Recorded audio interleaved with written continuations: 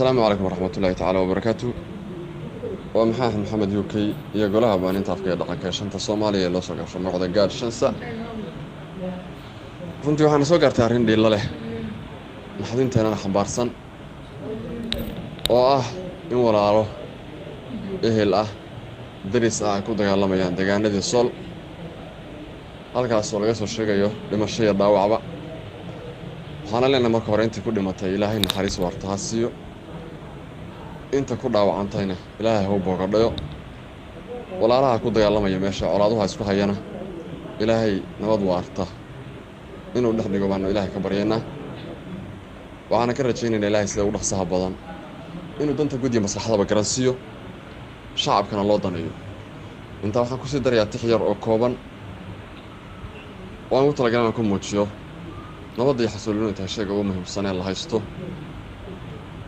aan uga rajaynayno walaalahayn inay xaq ku fahmaan waxaana ku bilaabanaysaa sida tan bismillaahir rahmaanir rahiim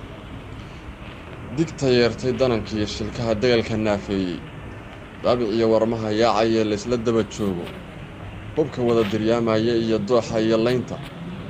deegaanadii Sool madfaca damalka qiiqaya damageydadii iyo maatada gama loo diiday darandoorre ka qoryaha diiradu is hayso dawo mare colaadaha kanaad wali dumaysaane inay hooyo wada dihatay oo uliya diirkeeda dul wada dhasho waxa tiin daris walaalaaye dulmi looma baahniyo dib iyo duudsi iyo maage dakanooyin ruux beeraya daahir noqon waaye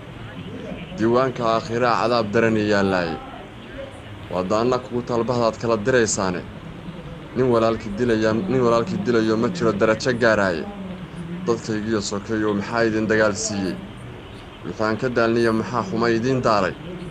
dumuq iyo rasaas iyo maxaa diriridin oogay mid duraansan midna duug hadduu damac idin geeyay waa shalay dambaabteen talo maanta dib u laabta isku duubni damaqeen helay uga baroor diiqa oo damiya diidana wixii saraya dowrkeena dugsi weeye nabad iyo talow dhaawac diida maxamed UK iyo golaha inta ka dhaqanka shaqada Soomaaliya gaad shansa